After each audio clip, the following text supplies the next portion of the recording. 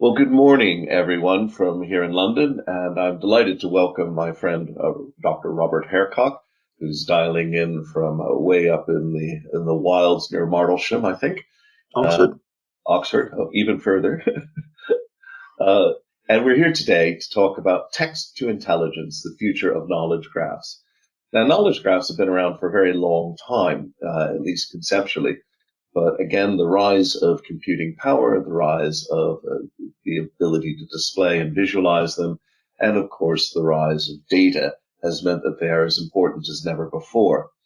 It's going to be fun, I think, to explore this today with Robert. Now, you know me, I'm Michael Mainelli. I'm one of the directors of Zien, and it is my privilege to be able to introduce so many of these FS Club webinars, and I can only do so thanks to the tolerance, if I can call it that, but it certainly is a tolerant and friendly group of sponsors who allow us to range widely and freely across technology, economics, and finance. And Robert's talk today is going to very much feature on how these knowledge graphs, which are a technology, are intimately related to economics and finance and offer us, in many ways, great potential.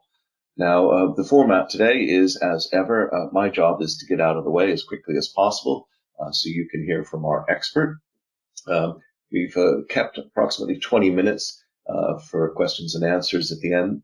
A few points of housekeeping. Firstly, yes, this is being recorded and the recording will be posted in approximately 48 working hours. You'll see it up on the site. The copy of the slides is in fact already in the webinar area where you registered.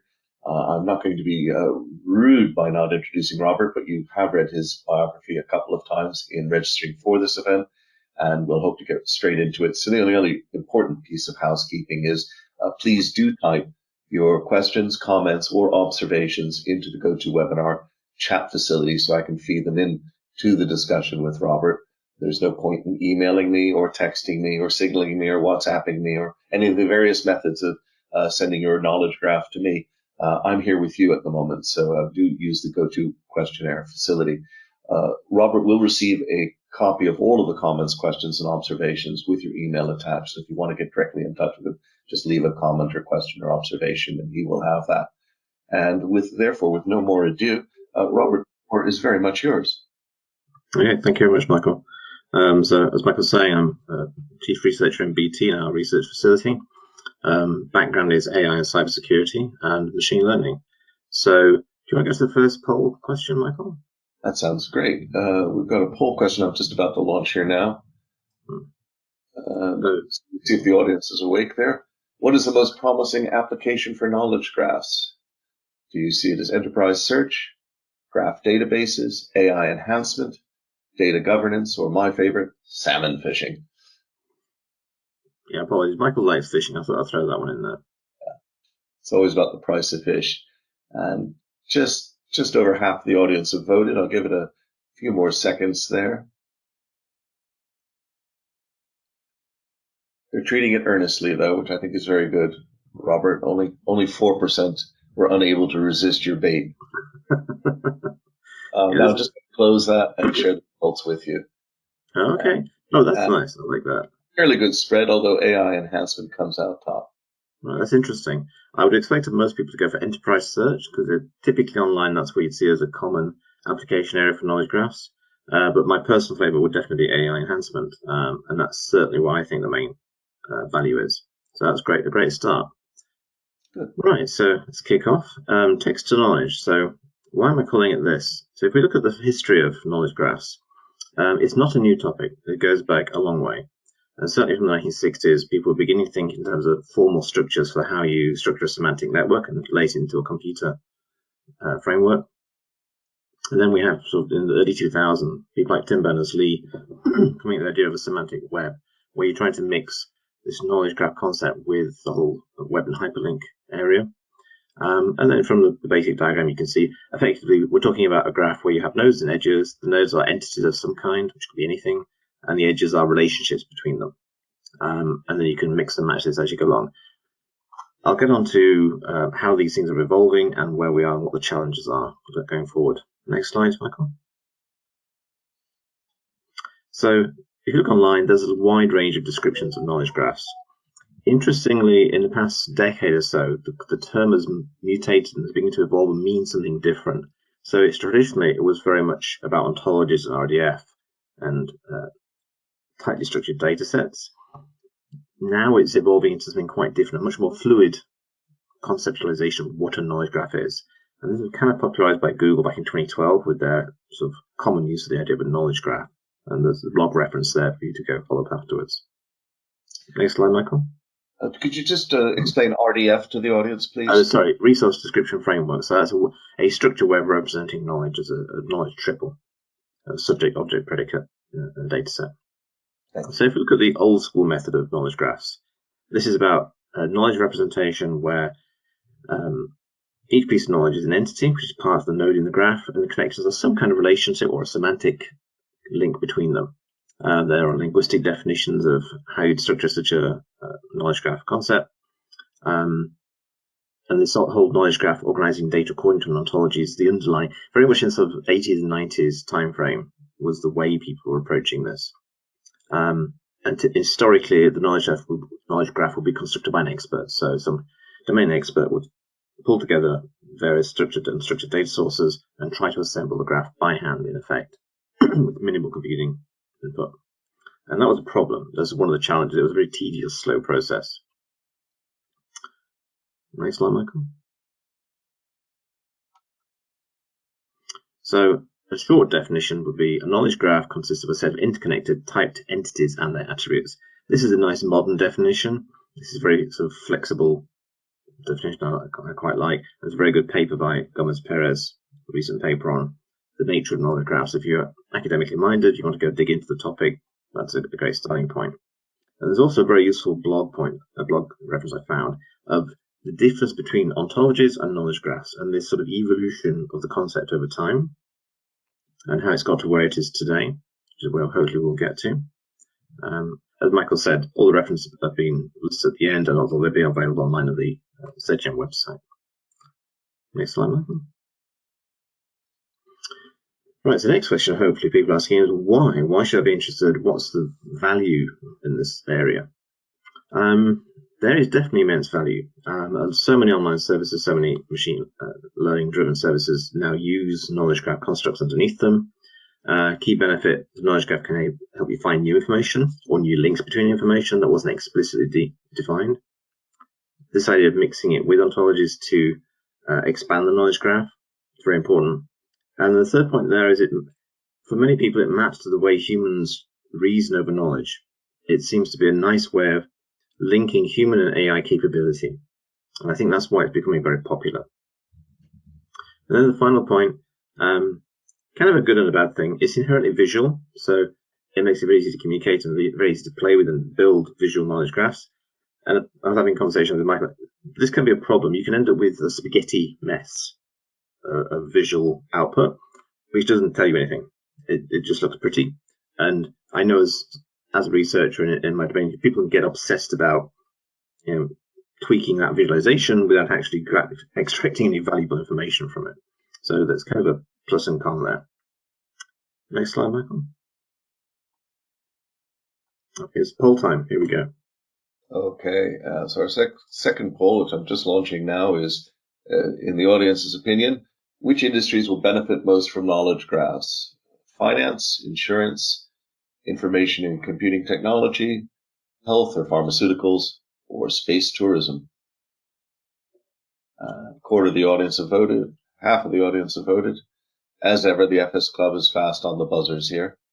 You're very fast, people. Very opinionated. Okay, I'm just about to close the poll and share those results as well. And here we go. And not heavy on insurance, but fairly well spread across the others. And again, resisting your pie in the sky suggestion of space tourism. Any comments on this, Robert? Yeah, it's interesting to see a precise time between ICT and a health pharma. So that's interesting. And as for this audience, I would expect the finance insurance piece to be probably larger, but we have a very engineering-focused group. Well, it could be, a combination of finance and insurance, depending, I guess. Yeah. Right. Back to you. Sure. Moving on to the next example. So I'm trying to put some meat on the bone. There's a really useful reference place online for the Panama Leak papers. So people have taken this open data set now and started to explore it using knowledge graph concepts and capabilities. So the links in the references. So from that website, you can load this data set in your browser with minimal knowledge, start to explore it and look at this as a knowledge graph. So they've already done the structuring, they've already done the entity extraction. So you've got countries, actors, individuals, companies, and you start to see the relationships and explore that knowledge graph. It's one of the more useful online exploration tools I've seen, where you can actually start to infer meaning from a real data set and a significant size data set as well. But this is quite old school. So the graph that you're exploring there is very much a traditional ontology-driven knowledge graph approach to the problem, or the way of exploring the data. If you go to the next slide, Michael. Now, this is an example of how probably not to do visualization, so you end up with spaghetti. Having said that, this is where I pulled in that data set, extracted the state entities, and then looked at the links between them. And in this case, the size of the nodes is a function of the degree of connectivity of those states within this data set. So as you'd expect, countries like Panama, Bahamas, Virgin Islands are quite large nodes, whereas Sweden and Finland are much smaller nodes in this data set because they're just less represented. There are many ways you could have explored that data set. The point here is you can start to use automated tools, machine learning tools, to do this filtering, do the visualization, accelerate the process. And this is what's getting people excited at the moment, and where we'll come on to in a second. Next slide, Michael. Just launching the third and final poll. So again, what do people believe are likely to be the main challenges in deploying knowledge graphs? A, data cleaning and preparation. B, a shortage of skilled people. C, a lack of enterprise awareness of the potential. D, automating creation and maintenance. Or E, Brexit. Sorry, I couldn't resist. I'm gathering. It's also a good test of the audience being alert, at least by 11 o'clock in the morning in London time. Anyhow, I'm just about to close the poll with well over 3/4 having voted, 80% having voted. Great. And I'll share those results as well. Okay. Data cleaning, preparation, and lack of enterprise awareness. And you may recall in our chat earlier, I thought those were the two that would be highest on my list as well, Robert. Yeah, definitely. This is actually an important point, the data cleaning point. So commercially, and when you're dealing with organizations, everybody wants the sexy visualization, everybody wants the knowledge graph output, but nobody wants to pay for the data cleaning and engineering that needs to happen to make that possible. So how you factor this into contracts and how to factor into commercial services is a real issue, because people see that cleaning preparation as somebody else's problem, even either within an organization or between organizations. That's always it's their problem. Yeah. And that's an ongoing issue in the whole data analytics and knowledge graph space. Right, coming on to hopefully better news, which is where we are now with knowledge graphs. If you look at the sort of explosion of AI in the past decade, since the beginning of deep learning, sort of 2010 period, one of the areas most impact has been natural language processing, NLP. So if we recognize building a knowledge graph is hard, how can we automate it? And the answer has been, we can now use natural language processing to digest large volume of unstructured text and mine it to build your structured knowledge graph. Still challenging, still got all your data processing to do, but at least now you can mine through terabytes of data and begin to build a meaningful knowledge graph for a particular enterprise, particular application, whatever it is that you're interested in. And also because you're mining this, you're avoiding the human error that may creep in, and you're also able to find new inferences, new links that actually might tell you something useful. Next slide, Michael. One of the core techniques in terms of the language processing is things like vector embedding. This is an entire separate topic. I point you to the references, but it's basically the idea that you can use neural networks to mine across text data, like large volumes of corpus information, usually online data sets, and start to build relationships between words at a semantic level that extracted from that raw data. And you can use this to start to build your knowledge graph. But I would recommend you go have a separate deep dive on that, or we can do another talk in the future on the topic. but it's one of the basis techniques for how you would do this automation. This is the pointer. Next slide, Michael. Trying to simplify it down a bit. So if you're saying, okay, how would we use these techniques? In this case, you're seeing another simplified knowledge graph diagram, where this is kind of more of a semantic graph, where the nodes are color-coded by topics, and this is a small news corpus of a few megabytes of news data, text data, and it's being pushed through a set of NLP tools. It's effectively built the clusters of topics, where it's saying, okay, these sentences, these points in the data, text data, news data related, so I'll cluster them together. And you're starting to build it's difficult now to know what we call it. It's both a knowledge graph and a semantic graph and something in between. But it now at least begins, you can start to see links between clusters of information that you may not have spotted before. I'll show what I mean if it goes to the next slide, Michael. Sort of curious why Hibernian is in there. So right. trying to get away from the massive data and trying to simplify it right down.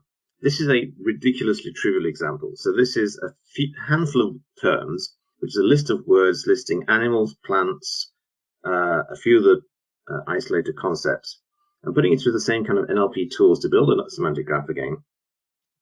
In the bottom left corner, the blue nodes now represent colors of the rainbow. So the tool has automatically discovered these things are connected using this vast corpus of data I can access now. And then moving up that blue set into the green set, it becomes about talking about things like trees, grass, wood, forests. Then the top green node is a forest, and that's linked to one of the yellow nodes in the middle, which is a deer. So it's understood that forest and deer are connected. Human beings link those. And the red nodes in the center are flying things with wings. And then there's another block in there that's amphibious things. And then if we go to the next slide, Michael. I was just trying to figure out the connection between octopuses and trees. So you follow the graph.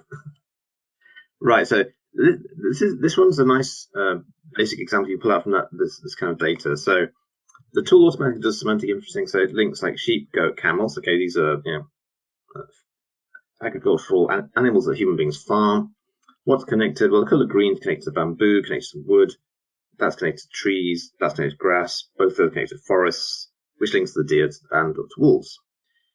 What I find interesting here is sometimes this is where bias can kick in. So the system hasn't learned that bamboo is actually a kind of grass. What it's learned is that human beings use bamboo as if it's wood, as a building material.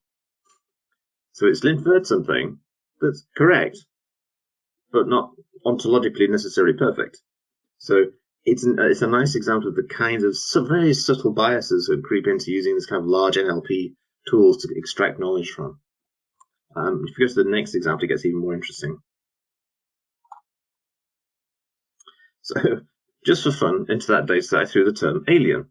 So again, in the graph, you'll see humans are connected to pigs, cows, farming things. It's just looking for the words in that data. How are they connected, right? And then the word alien is thrown there as a red herring, like fishing examples. And correctly, it's linked humans to aliens, good. And then from that data set, what are the things in that data set that are like an alien? And you pulled out spider and wolf. This really threw me when I did this. So from the large corpus of data, billions and billions of words in the NLP system that it extracted this from, it's inferred that the way humans perceive an alien is often like a hostile creature or a creature that we perceive as being alien in our own mental domain. So the tool has learned something interesting that you may not have automatically associated it with. Obviously, if you used a larger initial input data set, it would have learned more nuanced, subtle links between alien and planets or alien and space. But given the microscopic target input, this is really interesting. Next slide, Michael. A very topical one, and going back to why it applies to pharmaceutical and health business, is earlier this year and the past couple of years, DeepMind, the London AI company, have been doing quite a lot of work on something called graph neural networks, which is a way of mixing knowledge graphs with neural networks and deep learning neural networks, combining them to apply it to problems that are naturally graph-oriented in topological nature. And the ideal one for that is protein folding. So you can use these graph neural networks to do discovery over protein databases. help solve the protein folding problem by reasoning about the spatial graph of the folded protein, which is an amazing example of how these different technologies have come together in the past decade to solve really hard problems, really meaningful problems that were not amenable if you just applied a neural network or you just applied a single machine learning technique. This is an amalgamation of multiple techniques with this kind of idea of a knowledge graph to solve one of the hardest scientific problems we've faced. And these kind of methods are also being applied now to a wide range of other problems. My favorite being things like links between published papers. So with COVID, we've had a vast open source data set of COVID-related research papers, and people are putting that through these kind of techniques to look at the links between the topics in the papers to actually do data mining and discover new possible pharmaceutical, drug-related, health-related solutions to that kind of problem. Okay, I think we're approaching the end. If we go to the next one, Michael. Conscious of time. What the good news, the knowledge graph field is advancing very rapidly, and specifically by the sort of whole deep learning capabilities of the past decade and the past really 4 years, an explosion of better natural language processing capability using techniques like transformers, the neural network method, the vector embedding techniques, all kinds of advances in that domain, which are just making it trivially easy actually to do this kind of automated graph extraction from raw text data. In terms of value, it's being used in everything from recommendation systems, Google Graph, enterprise knowledge graphs, data exploration, an endless list. Again, in the references, you can find many, many examples of how it's being applied. Remaining issues, it can be hard to implement. You need to be extremely careful with the data engineering. Like the agate example, or the bamboo wood example, you can very easily bake in the bias into your knowledge graph without even realizing it. The machine has just learned an existing set of biases that human beings have and incorporated it. And that's a much more subtle problem than even, say, the gender race bias that you can get into AI data sets, because it's completely unintentional and very difficult to even spot in advance. So you need knowledge engineers that can bring deep domain ontology modeling expertise. And luckily, it's now an open area for research innovation. So we're doing some research in this space. Contact point, do get in touch if it resonates with you. And on that point, I think we're hitting 20 minutes. Michael, into questions. Well, that's absolutely fantastic, Robert. A really good tour de force and allows us ample time for comments, questions, and observations, of which I have quite a few here. You got him. Sorry. Yeah. Just to get things going, Chris David just would help if you would summarize it. He says, so knowledge graphs are a tool to bring structure, labels, metadata, etc., to a mass of unstructured data. Is that roughly right? Yes. That's a great summary, basically. Because the problem is, if you only live in a world with structured data of Excel sheets and that's your only data type, you don't need this. But if you're trying to make sense of the messy, noisy real world with raw, completely unconnected data, then this is one way of trying to transform that into a structured format. And then from that structured format, you can then feed it into other AI systems, application services. Alan Punter says that presumably a key application is counterterrorism analysis of intelligence. We have some very sharp people on the call. Yes. Great. Bob McDowell is kind of curious as well. He's questioning how likely are knowledge graphs to be used for propaganda purposes? Interesting one. Yeah, like any technology, it's dual use, so you can use it to help build better propaganda. The big fear was over the tool GPT. So GPT, something called GPT-3, which is a deep NLP tool that was released a couple of years ago and has evolved through several iterations from GPT-1, 2, 3. So if you Google GPT-3, and the fear there was that tool can take a fragment of a sentence, a fragment of information, and build an entire story out of it that's completely fake. And then you can post that out there into the web, and people read it and believe it was written by a human being. It wasn't. It was created by a machine entirely. And the quality of it is, if you weren't told, you would believe it was written by a human. And so those techniques overlapping with things like knowledge graphs driving into that kind of tool to make it improve it or work with it, and yeah, you can easily create better propaganda or fake news. Yeah, it's a couple of comments like that. In fact, my colleague Ian Harris has made a comment here about the difficulties of communicating understanding through the knowledge graphs. But do you have any comments on misuse, on fake news and mendacious information, and the risk of misuse? And I must say, I'm aware of projects underway in which I happen to personally be involved, where we're looking at, for example, anti-vax propaganda deconstruction. So yeah, I think the audience has really grasped that there. Yeah, honestly, in that area, we are doing research, so get in touch if that's something that floats your boat and is of interest. Drop me a line. Good. So please do drop Robert a line or just drop a comment in here, and I'll make sure that it gets to him. Now, interesting here, I've got two questions here related to the technology that you're using. So Pavel Mostak is, could you suggest any tools to start dealing with knowledge graphs? And I think you've put a couple here, and they're also on the webinar site where Peter has posted them. And Andre Harris, but how about the knowledge graphs you have created? What AI tools and frameworks did you use to do this set that you did for the presentation? Sure. So if you want a basic start point with, well, first you need to know Python. The Spacey Python tool for NLP is very good, very lightweight.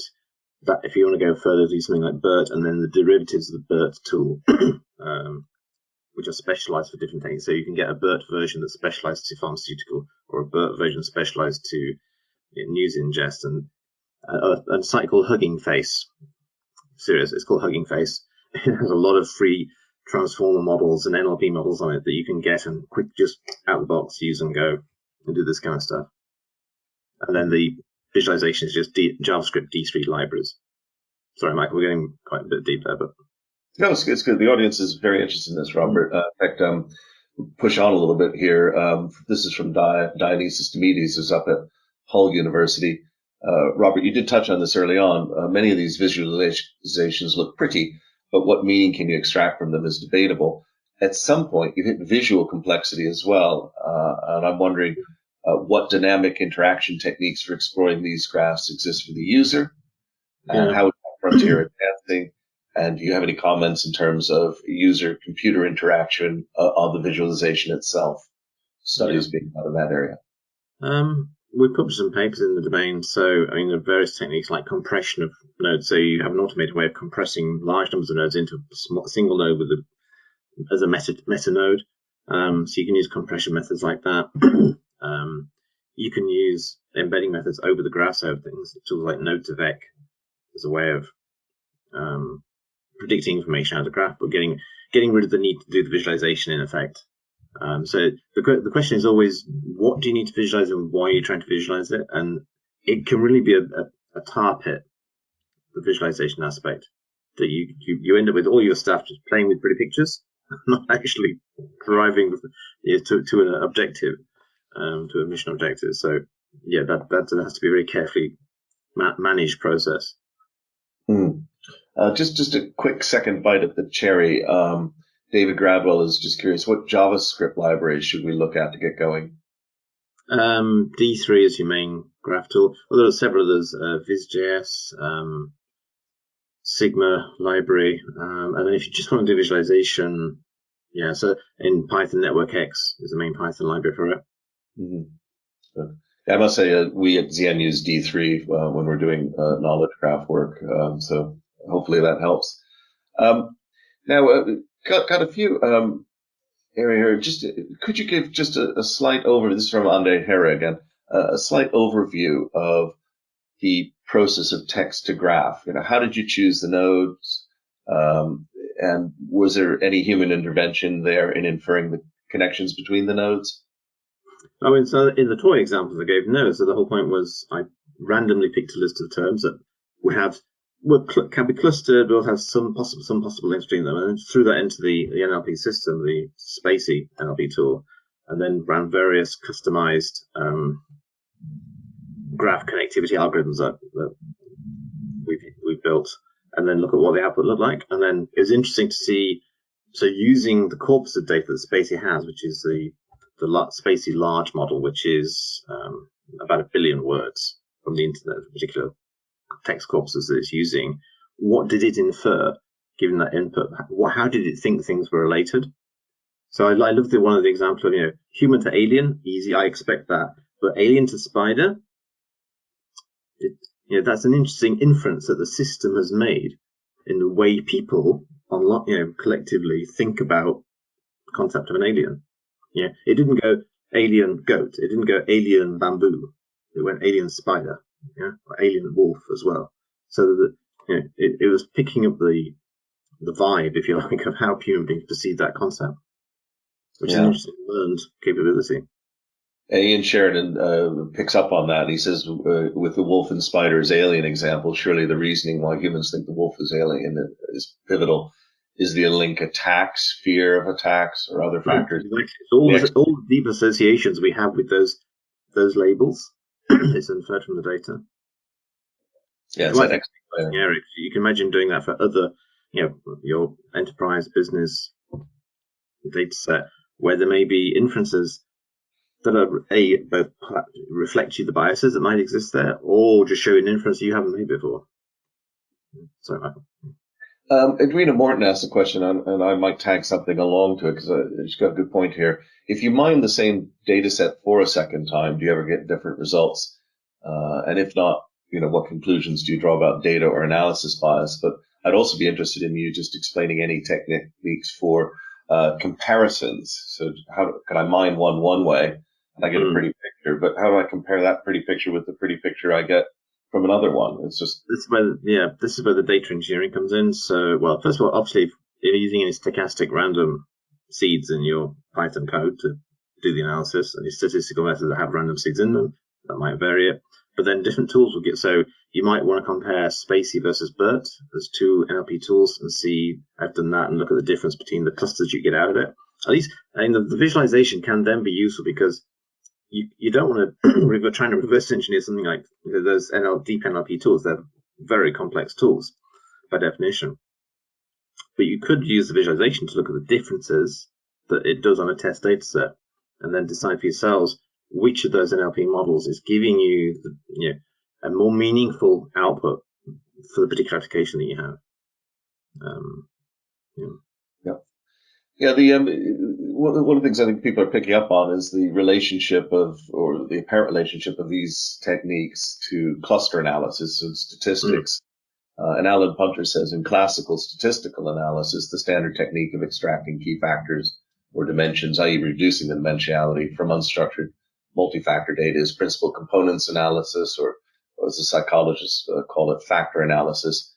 Are these applied or adapted within these knowledge networks? Yeah, absolutely. I mean, all of the standard statistical methods use PCA, SVD, TSNE for dimension reduction. So TSNE is a very popular one from Jeff Hinton, where you've got your high-dimensional data set and you want to compress it back down to 2D.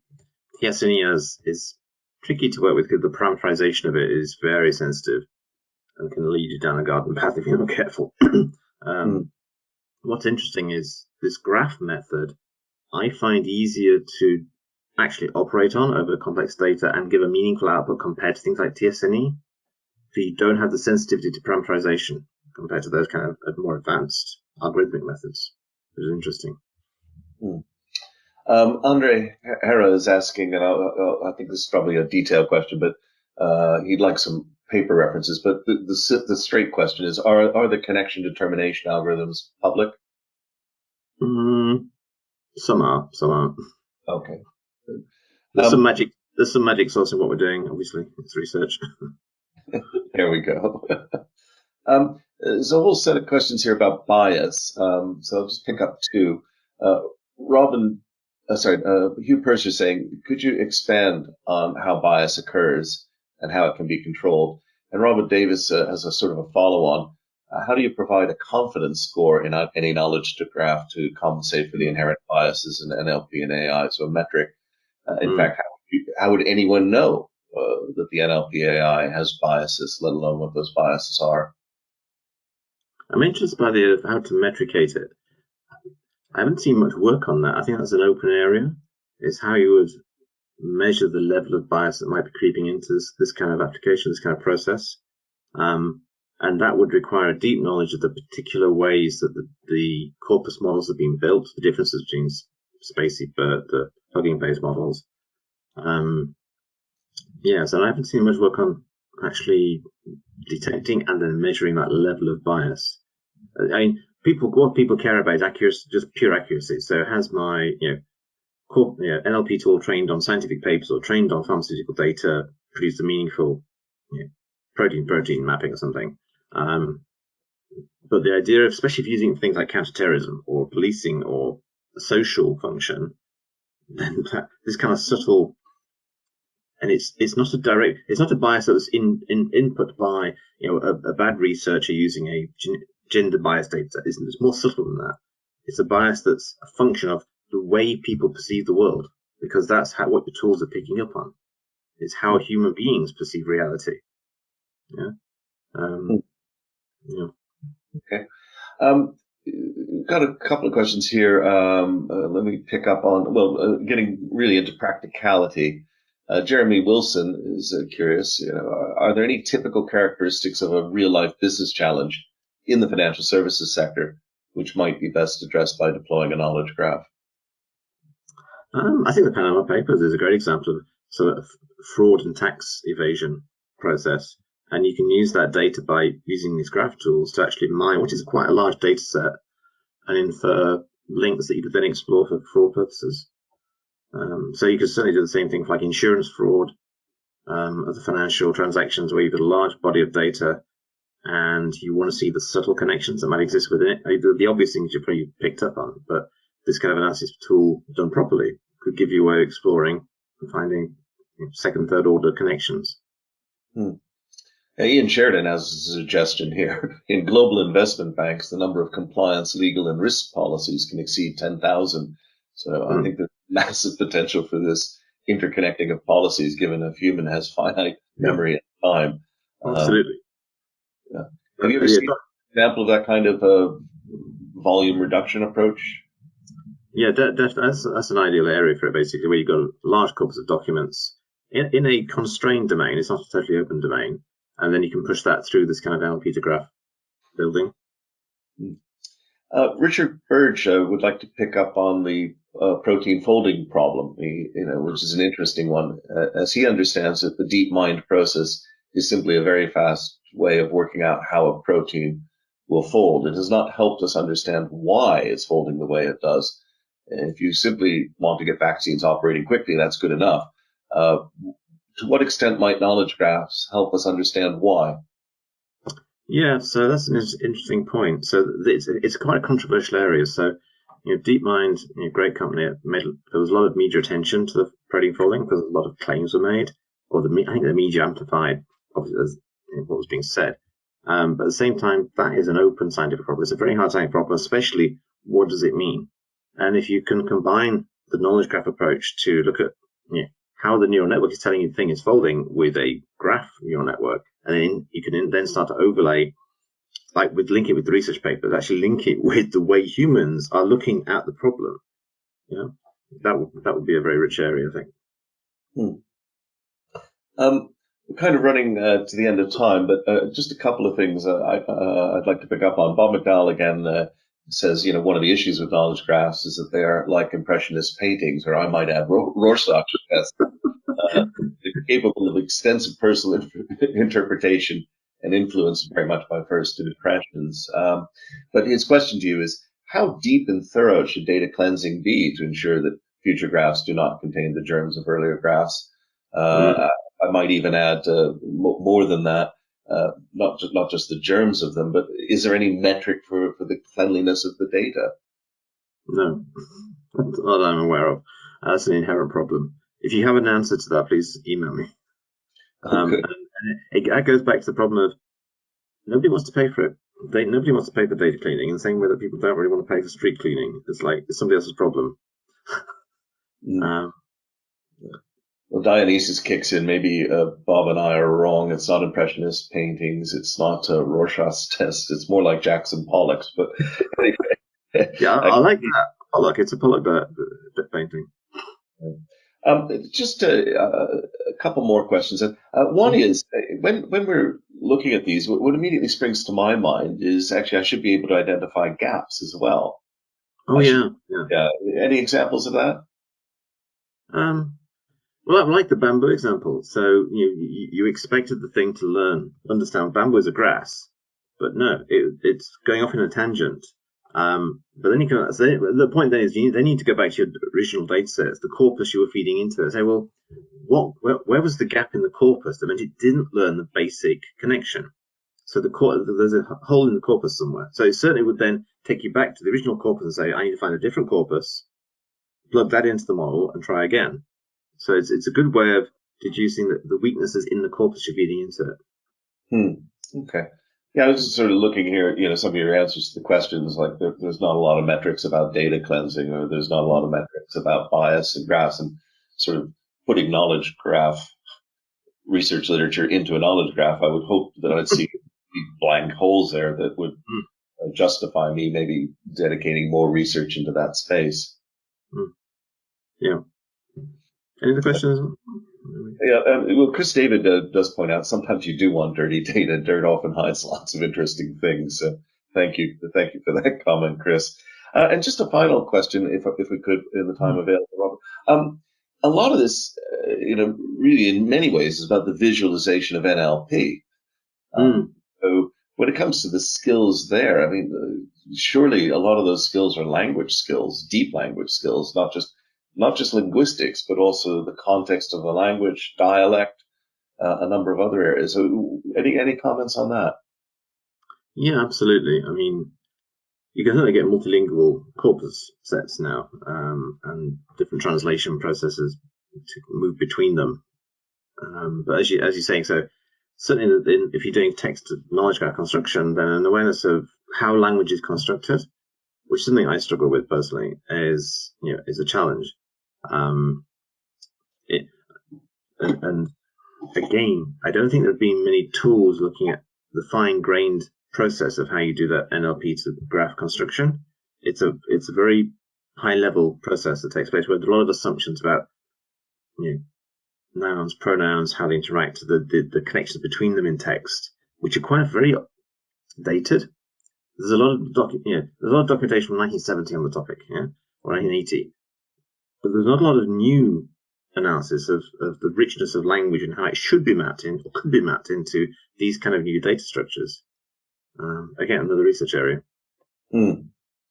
Well, Robert, it's been fantastic, and whilst it may be difficult or natural language, you've done extremely well at conveying a complex field to a lot of us today, and I think the sheer quantity of questions demonstrates the interest in the subject. Um, I love it when the audience gives me something I can close on, but unfortunately, I'm too honest. It's Dionysus, again, who points out that John Searle once remarked, the syntax is not sufficient for the semantics, which I think is a way to close on those points. But if you give me just a minute, I've got 3 quick rounds of thanks to do. First round of thanks, as ever, to our sponsors. I hope that you found this interesting. I know that many of you are users of knowledge graphs, and if you're not, you're planning to in most cases. And I also know that many of you provide systems that deploy them. So I hope that you found this overview of use. Second thing, of course, is to thank the audience. You've been vibrant today, and many of you have allowed me to look more intelligent than I pretend to be. So thank you very much for your comments and questions. We have, as ever, a full program, and I would encourage you really just to go and look on the website. But I will point out that tomorrow morning we have a very early one, and it's a dial-in from Australia, looking at building resilience in Australia and a deep discussion with our guests on how it has transpired that Australia seems to have done so well vis-a-vis the pandemic. But lots of hot topics coming up. But my final round of thanks, as ever, of course, must go to you, Robert. And I think it's great to have you back on the program. I do hope we will pick you up, I'm sure, on the vector word analysis at some point. Unfortunately, I'm unable to open the floodgates of applause, but I do have, as ever, my Korean karmic clapper. Very creative. Applause there. And we hope to see you soon. Thank you. Sure. Thanks a lot. Take care.